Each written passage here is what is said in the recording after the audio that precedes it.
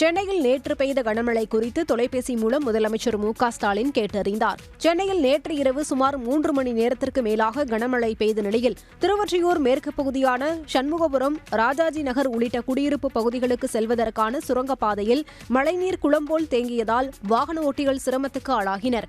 மாநகராட்சி ஊழியர்கள் விரைந்து செயல்பட்டு சுரங்கப்பாதையில் தேங்கிய மழைநீரை அகற்றினர்.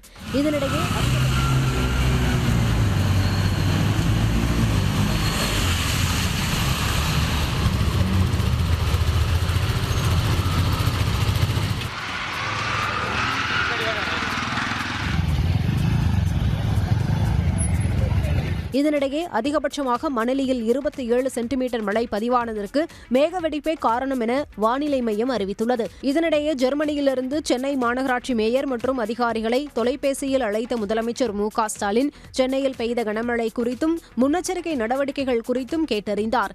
மழைநீர் தேங்காத வகையில் உடனுக்குடன் நடவடிக்கைகள் எடுக்க வேண்டும் என்றும் முதலமைச்சர் மு.க.ஸ்டாலின் உத்தரவிட்டார்.